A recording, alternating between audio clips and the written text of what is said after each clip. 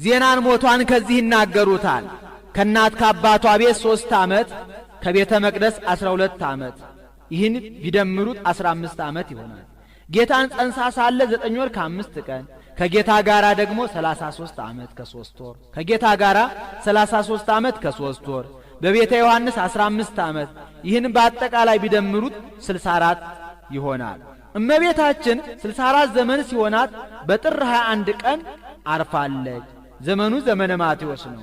ያን ጊዜ ጥር ሰኞ ይብታል።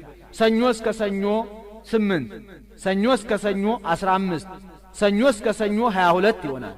አንዱን ቀን ቀንሶ እሁድ በ21 ቀን አርፋለች። ሐዋርያት በአጎበር አድርገው ወደ ቤተ እግዚአብሔር ወደ ጌቴሴማኒ ይዘዋት ሲሄዱ መቼም አይሁድ ለምቀኝነት አያልፉምና ቀድሞ ከዚች የተወለደው ሞተ፣ ተነሳ፣ አረገ እያሉ ዓለሙን ሲያውኩ ሕዝባችንን ሲያደናግሩ ኖሩ። ደግሞ ዛሬ ይህች ሞተች፣ ተነሳች፣ አረገች እያሉ ይህንን ዓለም ሊያውኩ አይደለምን? ኑናው እያ በእሳት ኑ በእሳት አቃጥለት በእሳት እናቃጥላት ብለው ተሰብስበው መጡ። ታውፋንያ ይለዋል። ጡንቻው የፈረጠመ ደረቱ የሰፋ ቁመቱ የረዘመ ኃይለኛ ነው። ሊያወርድ የአልጋውን ሸንኮር ያዘው። መልአኩ በረቂቅ ሰይፍ ቀጥቶታል። እመቤታችን ከዮሐንስ ጋር ወስዶ በገነት ከዕፀ ሕይወት እግር ስር አኑሯታል። ያንንም ሰው ቅዱስ ጴጥሮስ ጸልዮ አድኖታል። ስለምን ቢሉ ምክንያት ለመንሳት ነው። ሐዋርያትን እንጂ የምንጣላቸው የምናሳድዳቸው እኮ እንዲህ እያደረጉን ነው እንዳይሉ። ዮሐንስም መጥቶ እመቤታችን እንጂ በገነት ከዕፀ ሕይወት እግር ስር አለችላችሁ አላቸው። እንዴት ዮሐንስ አይቶ እኛ ሳናይ እንቀራለን ብለው በነሐሴ ቀኑና ገቡ። ያን ጊዜ ነሐሴ ጥር በባተበት ሰኞ ይብታል። ሰኞ እስከ ሰኞ 8 ሰኞ እስከ ሰኞ 15 ቀን አንዱን ቀን ታግሶ በ14 ቀን እሁድ አምጥቶ ሰጥቷቸው እሁድ ቀብረዋታል። ማክሰኞ ተነስታለች። ከመትንሣኤ ወልደ ያሰኘው 3ኛው ቀን ቁጥሩን ነው እንጂ ዕለቱን አይደለም። ያን ጊዜ ቶማስ አልነበረም ከሀገረ ስብከቱ። ያን ጊዜ ቶማስ አልነበረም ከሀገረ ስብከቱ ህንደኬ ሄዶ ነበርና በደመና ተጭኖ ሲመጣ እመቤታችን ስታርግ አገኛት። መላእክት እመቤታችን ናት አትሰግድም እንዴ አሉት። ወፈቀደ ይደቅም ደመናሁ ይላል። ከደመናው ሾልኮ ሊወድቅ ወደደ። ስለምን ቢሉ ተበሳይቶ ነው።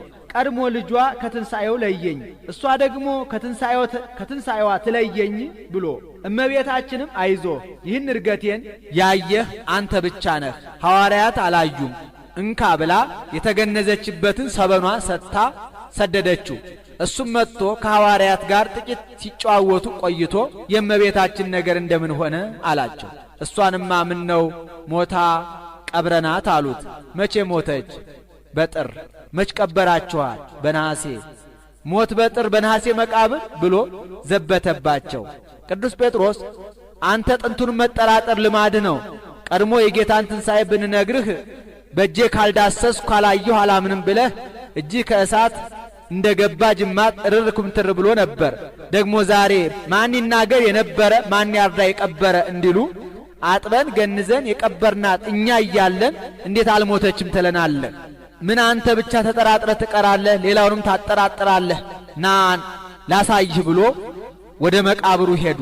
ወነሳ ምክራዩ ይላል። ዶማን ይዞ ይቆፍር ጀመር። እሱም የሚረታው ነውና ጸጥ ብሎ ይመለከተዋል። ቢቆፍር አጧል። ደነገጡ። እናንተ እኔን አታምኑኝም ብዬ ነው እንጂ እሷንማ ስታርግ እኮ አግኝቻታለሁ እንኩ ብሎ ሰበኗን ሰጣቸው። እነሱም ተቀብለው እውነት ነው በዚህ ነው የቀበርናት ብለው አምነዋል። ያንንም ለበረከት ተካፍለው ወስደው ድውይ ይፈውሱበታል፣ ሙት ያስነሱበታል። ድውይ ሲፈውሱበት ሙት ያስነሱበት ኖረዋል። በዓመቱ ቶማስ አይቶ እንዴት እኛ እርገቷን ሳናይ እንቀራለን ብለው በነሐሴ ቀኑና ሱባኤ ይገባሉ። ዘመኑ ዘመነ ዮሐንስ ነው። ያን ጊዜ ነሐሴ ረቡዕ ይብታል። ረቡዕ እስከ ረቡዕ 8 ረቡዕ እስከ ረቡዕ 15 ሐሙስ በ16 ቀን እመቤታችንን መንበር ቅዱስ ጴጥሮስን ተራዳኢ ቄስ እስጢፋኖስን ሰራኢ ዲያቆን አድርጎ ቀድሶ ቆርቦ አቁርቧቸዋል። ወተቀረበት በእደ ወልዳ ይላል።